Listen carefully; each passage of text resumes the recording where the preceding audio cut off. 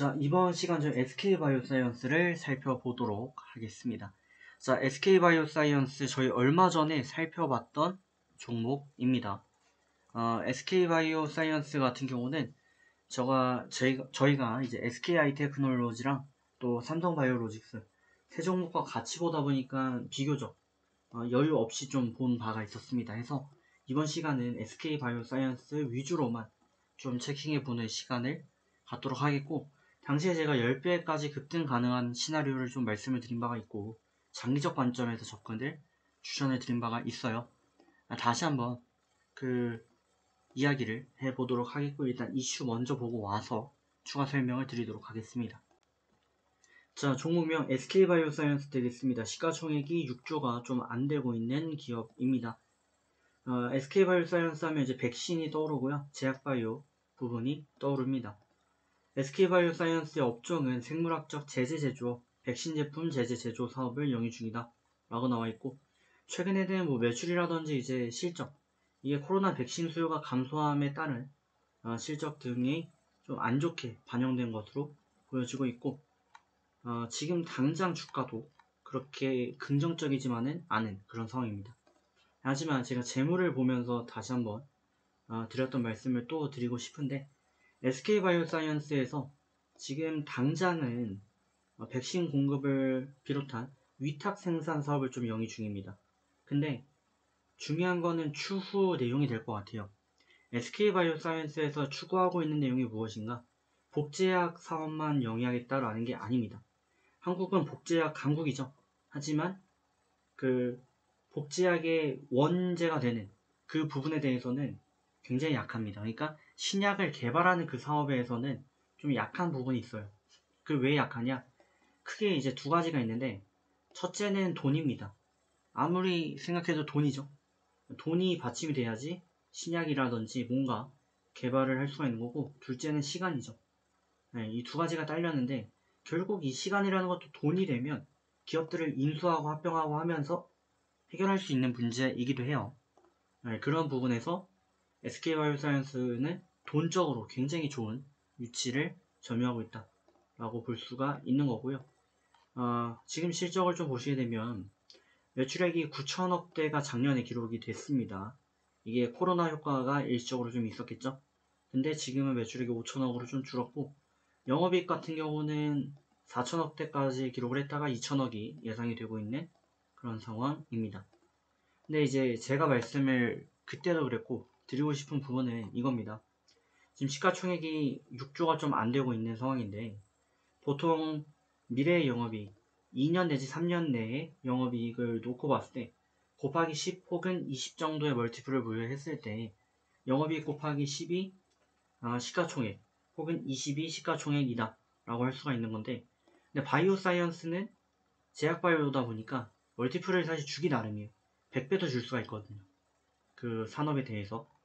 그렇게 봤을 때 지금 시가총액이 무조건 비싸다 싸다 이거를 논하는 거는 조금 무리가 있을 수 있다. 그 부분을 한 가지 말씀을 드리고, 제가 삼성과 관련해 가지고 말씀을 전에도 한번 드렸는데, 어떤 얘기냐면 SK가 미래 산업을 놓고 봤을 때 뭘 할 수 있을까요? SK라는 기업에서 미래의 먹거리를 뭘로 먹을 수 있을까요?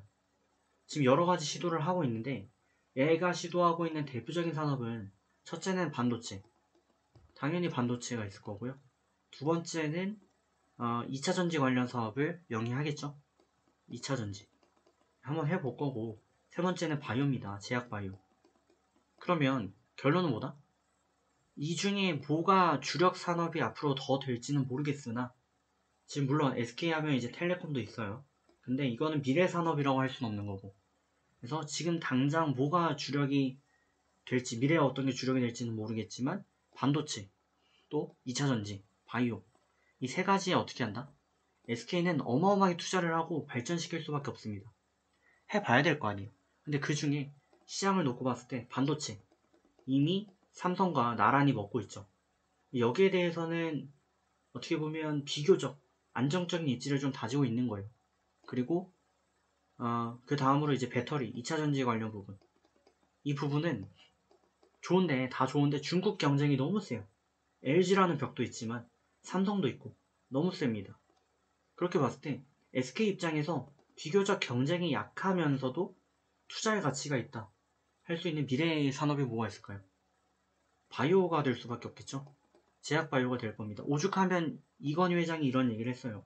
이병철 회장은 이제 돌아가실 때 이건희 회장을 불러놓고 건희가 미래에 앞으로 설탕을 통해서 설탕은 30년 갈 수 있지만 30년이 맞나?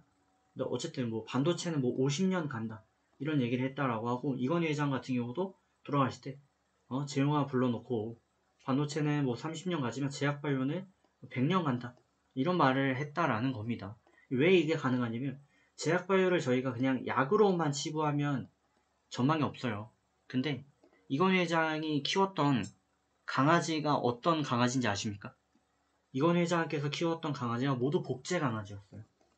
어릴 때 키웠던 강아지를 잊지 못해가지고 이 강아지들을 6마리인가를 복제해서 키웠다라고 알려 있습니다. 평생을.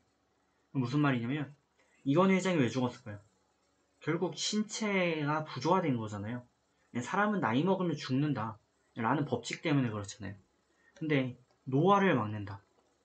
노화를 막아서 젊게 살 수가 있다. 이거는 그러니까 감기약 같은 건 필수가 아닐 수 있지만 노화를 막는 약은 필수가 될 수가 있어요. 왜냐? 일을 해야 되잖아요. 60세가 넘어가면 일하기 힘들어집니다. 근데 60이 넘었는데도 20대 몸을 가지고 있으면 여러분들 일을 합니까 안 합니까? 하죠. 이거는 필수제예요. 노화약 같은 거는. 노화.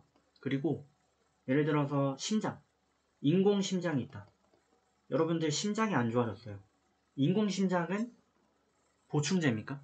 필수제예요. 이거 없으면 안 됩니다. 이건 무조건 얘가 얼마에 파는지 몰라도 돈이 있다면 심장이 안 좋은 사람은 인공심장 무조건 살 수밖에 없어요. 심장은 대부분 기증에 의해서 이제 수술이 진행이 되는데 이런 장기 관련 부분들은 결국에는 어마어마하게 수요가 부족합니다. 이게 부족해서 수술을 못 받아서 죽는 거지 인공심장이 있으면 안 죽어요. 그러니까 이 바이오사이언스 관련 부분은 미래가 엄청나게 밝다. 엄청나게 밝다. 라는 걸 감안했을 때 SK에서 여기 투자 안 하겠는가? 어마어마하게 할 겁니다. 다만 그 기간, 이 시간이 좀 필요할 뿐인 거죠.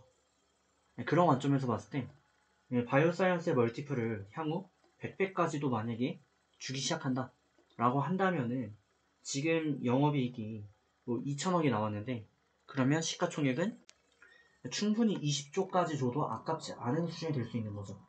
그렇게 되면 지금보다도 3배 정도의 추가 상승 여력이 존재할 수 있는 겁니다.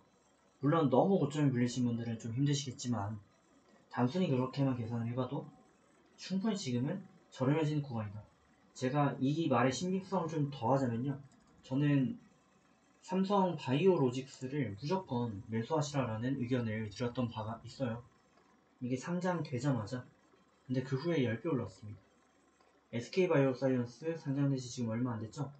한번 10년을 놓고 보시면 10배는 무조건 오를 겁니다. 그럴 수밖에 없어요. SK도 미래를 걸어야 됩니다. SK 먹고 살아야 될 거 아니에요.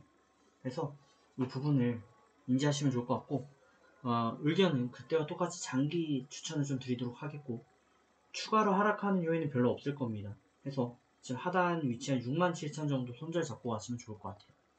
종가 기준 67,000 손절 잡고 가시고 이탈 마감 없으면 모아서 길게 가져가시면 좋겠다라는 의견 드리도록 하겠습니다. 자, 좋은 결과 만들어 가시고 다음 시간에 뵙겠습니다.